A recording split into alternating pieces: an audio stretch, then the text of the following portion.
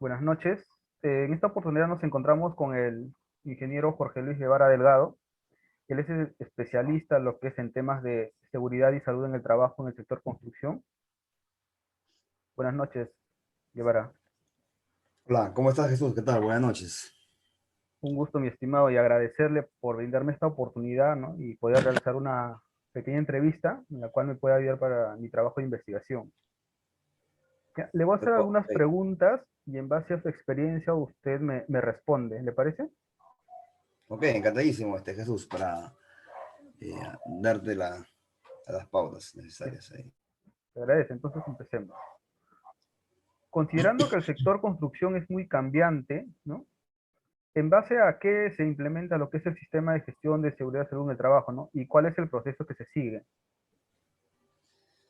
Ya, mira, a ver, ¿en base a qué? Nosotros, hoy en día en el sector construcción, nosotros trabajamos con la ley general, que es la ley de seguridad y salud en el trabajo, la 29783, y también con la norma técnica, la G050 y el decreto supremo, la 011-2019. En base a eso trabajamos y hacemos toda la estructura del plan de seguridad y salud en el trabajo, también, y la documentación que también se tiene que ver, ¿no? Con el IPER, el mapa de riesgos, y así hacemos el sistema de gestión para poder, y algo importante también que es el IPER, ¿no? El IPER donde hace la línea base para poder identificar los peligros y los riesgos.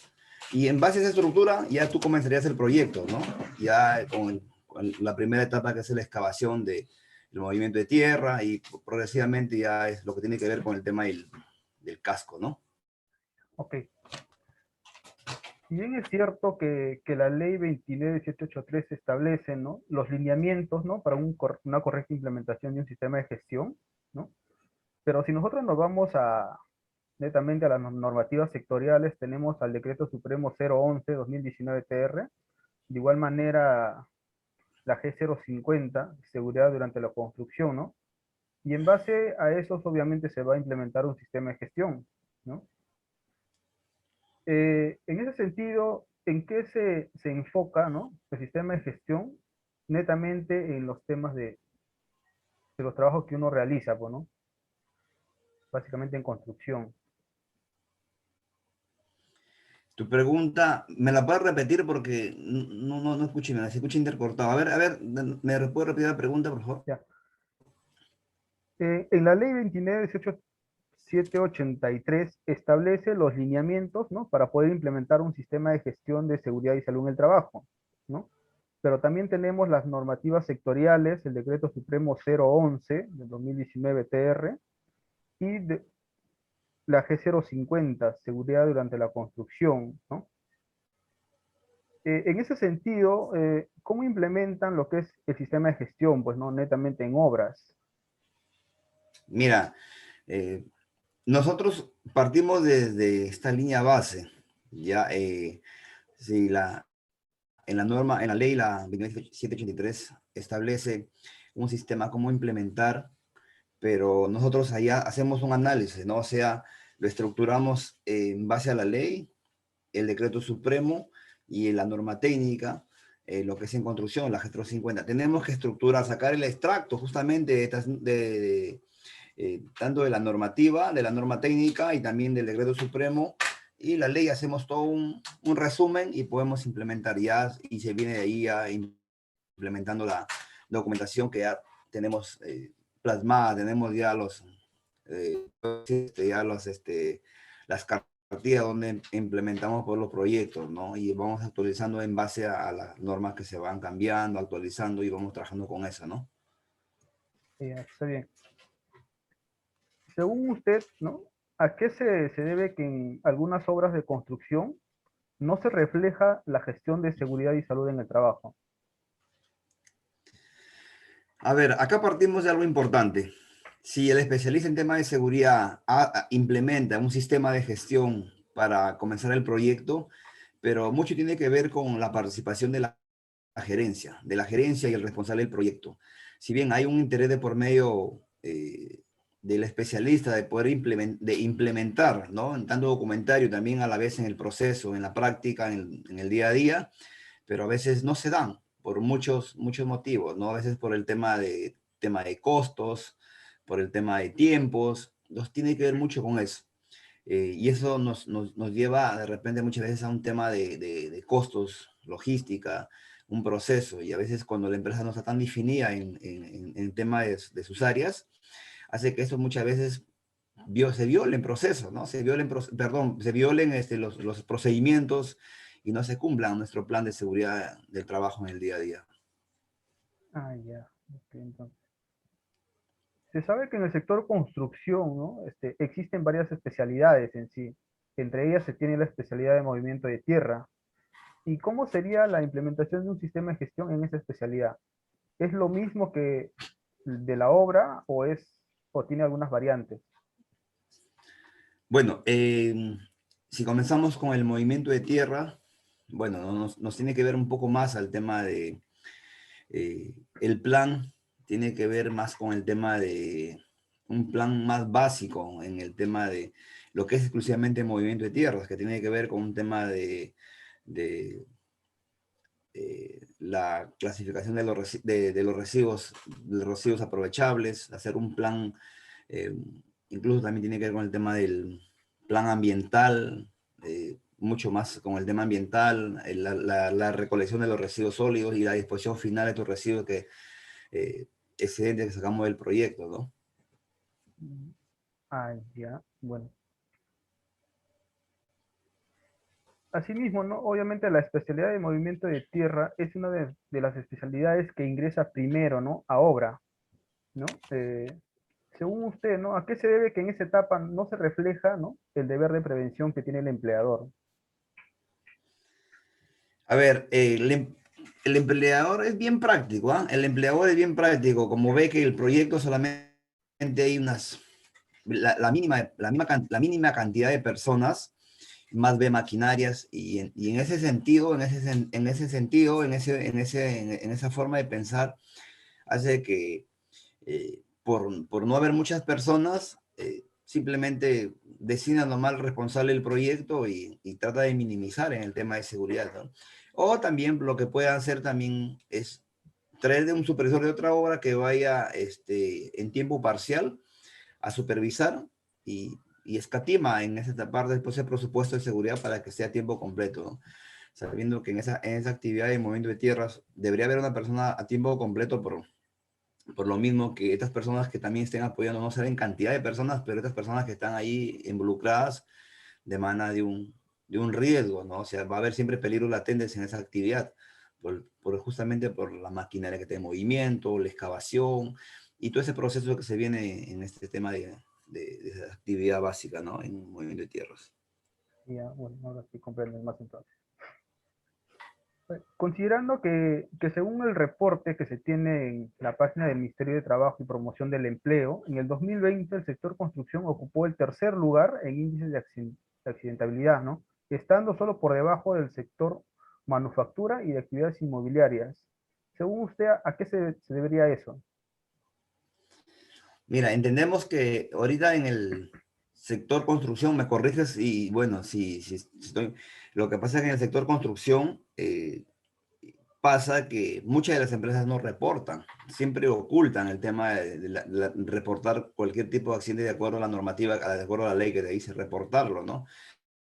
E incluso en el tema de los accidentes y en el tema ocupacional, reportar, pero muchas veces las empresas no lo hacen, no lo hacen.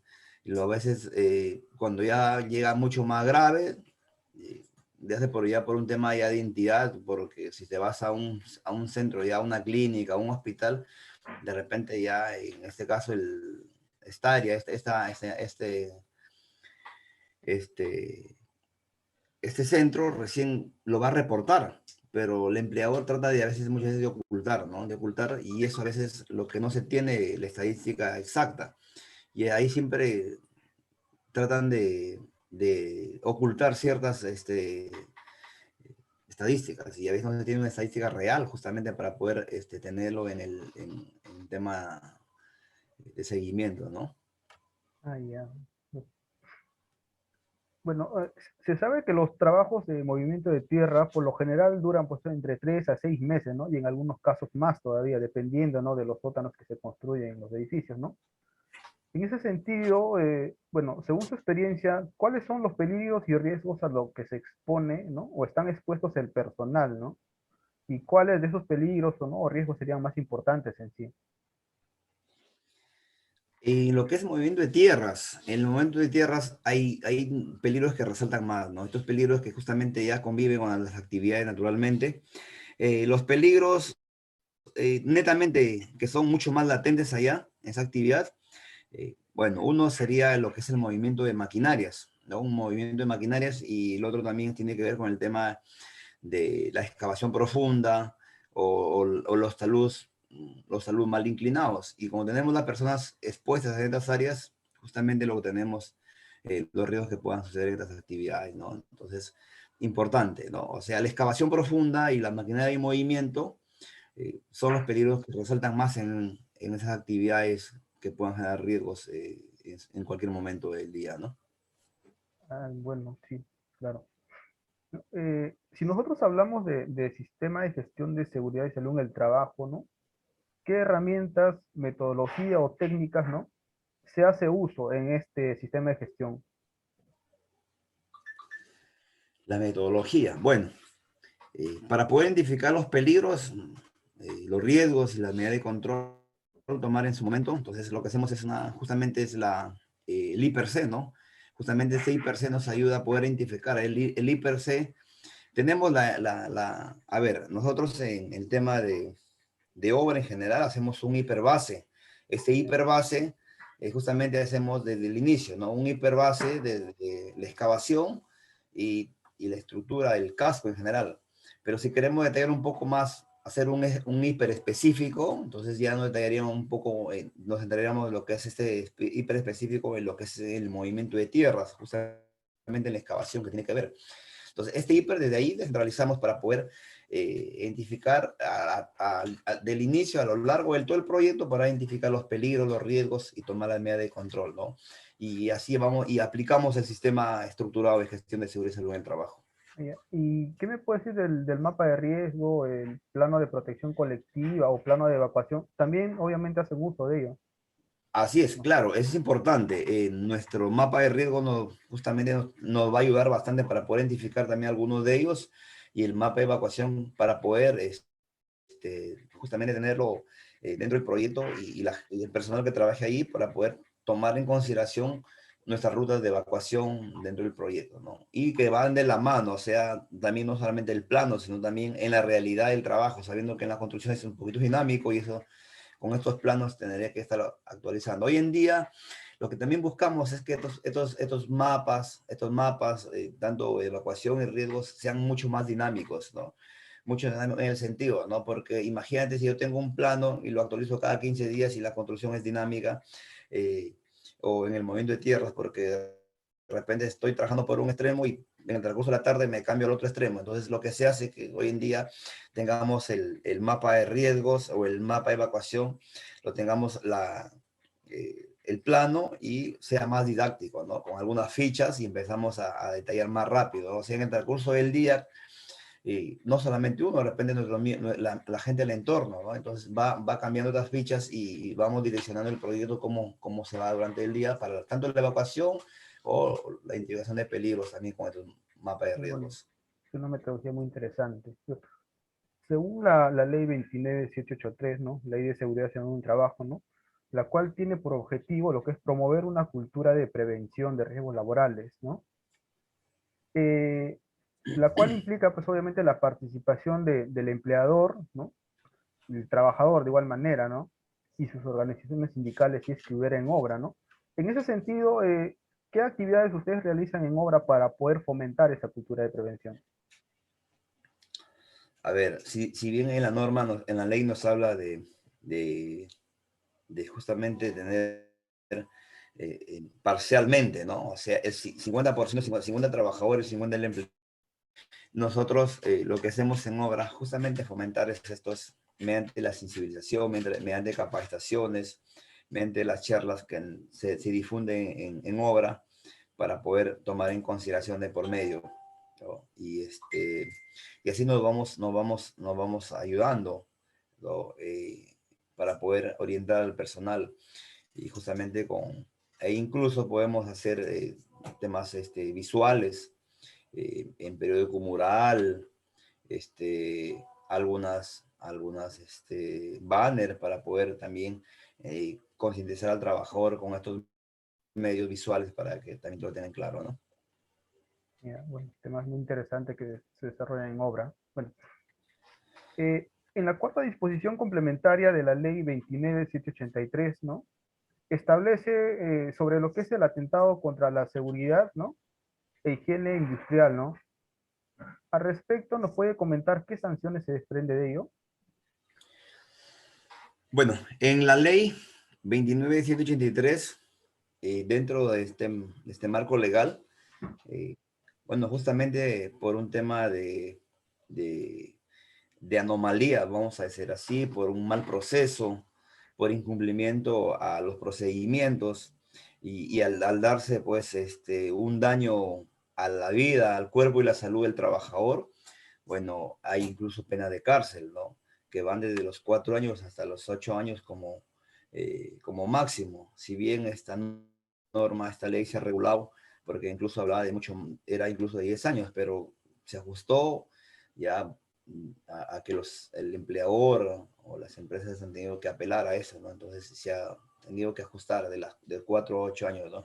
Que son las penas de cárcel. Y muy aparte de ello, eh, el tema de las penalidades administrativas, tanto por repente por medio de la municipalidad, del Ministerio de Trabajo, hay penalidades, hay sanciones administrativas que también deben haber por medio, y las paralizaciones de obras que también afectarían en el proceso constructivo que hasta que las investigaciones, y eso repercutiría, y muchas veces el empleador no lo ve desde un punto de vista así, ¿no? Y a veces cuando ya pasa estos temas no deseados, ya recién como que le damos una importancia al área de seguridad y salud en el trabajo en el día a día. Bueno, según la ley 29.783, ¿no? Es obligación llevar lo que son las estadísticas de seguridad en sí.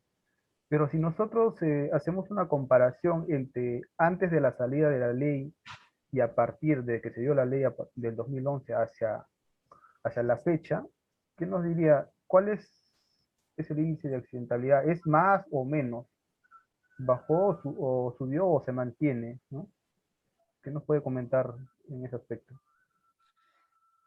A ver, con exactitud no te podré decir, pero a ver, recordando que hace un momento también hice hincapié un poco por esa parte, recuerda que años anteriores, mucho más antes que salga la ley, antes, como te decía, siempre se ocultaban los accidentes, ¿ah? Ha habido muchas experiencias, incluso de algunos proyectos amigos, que se lo ocultaban, ¿no? Y en las versiones, en las investigaciones, muchas veces tomaban como causas otras temas distintos.